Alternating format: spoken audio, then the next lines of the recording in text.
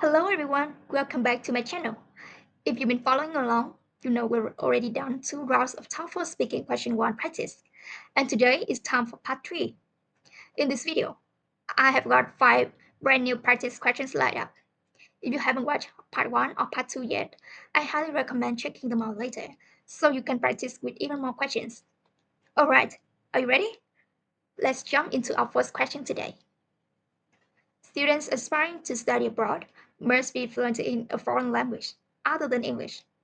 Do you agree or disagree? Let's see how I did it. The first step is restating, giving your opinion and the first reason. I strongly disagree with this idea because English today is a global language and a powerful tool for people all over the world to communicate. Step 2, giving the example. For example, in academia, most prestigious papers, books, and other publications are written in English. So, students who want to study abroad mainly need fluency in English to understand the materials and gain specialized knowledge. Step 3, giving the second reason. In addition, international students usually only need a basic level of the local language to communicate with native people. The first step is giving example for the second reason. When choosing English-based programs, students don't have to master local languages to complete their courses.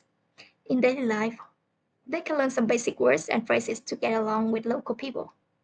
And the final step is restating your opinion. Therefore, I strongly believe that students don't need native-like fluency in any language besides English to study abroad.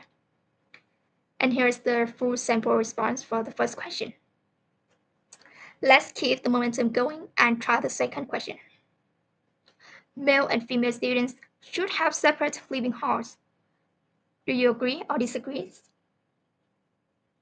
I strongly agree with this statement because living in separate halls ensures students' safety and privacy. For example, living in the same space may lead to serious problems such as trespassing, sexual harassment, or hidden cameras. If these problems occur, schools would have to take responsibilities and compensate for students' losses and damages. In addition, students of the same gender can better understand and get along with each other. For instance, female students can share personal issues such as how to take care of themselves during periods or how to do makeup, which they might not feel comfortable sharing with male friends. Therefore, I strongly believe that male and female students should have separate living spaces. Now, let's move on to question 3 and see how we can build another solid response. Elaborate upon your agreement or disagreement on the fact that celebrities should not hide their personal life issues from the media. I strongly disagree with this statement because celebrities have the right to keep their personal life problems private.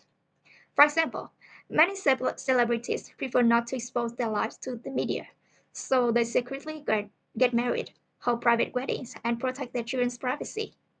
This way, they can avoid gossip and toxic comments from the public. In addition, keeping personal matters private allows the audience to focus on celebrities' talents and professions. For instance, a singer who constantly shares his love stories on the social media may bore the audience and make them overlook his music.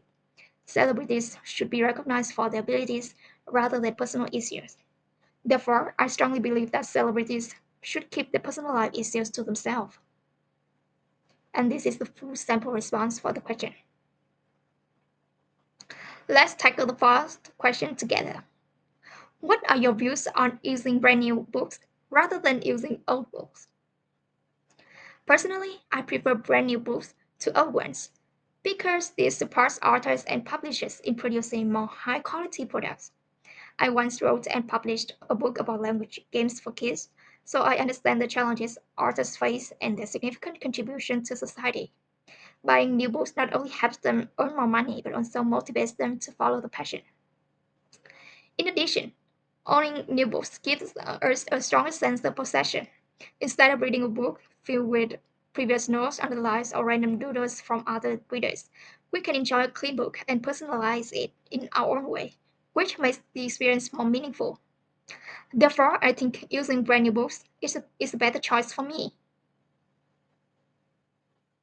You can pause to look longer in this sample response.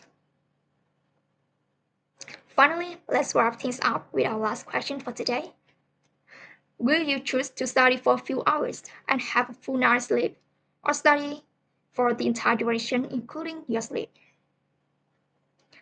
Personally, I prefer studying for a few hours than having a full night's sleep because it fits the human biological clock. When I was a university student, I sometimes stay up all night to review materials for exams the next day. As a result, I felt exhausted and even lost focus during the test, which led to poor performance and lower scores. In addition, setting a time limit for studying forces us to complete tasks more efficiently. Instead of wasting hours on distractions like social media or comics, we can fully concentrate on our duties and prioritize important work. This makes the learning process faster, more effective, and less stressful. Therefore, I believe balancing study and sleep is the better choice for me. Here's the sample response for the final question. And that is for part 3 of our TOEFL speaking question 1 practice. If you find this example helpful, please don't forget to like this video, subscribe, and hit the bell so you won't miss my next video.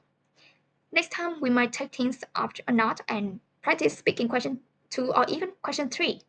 Thanks again for watching, and I will see you in the next video. Goodbye!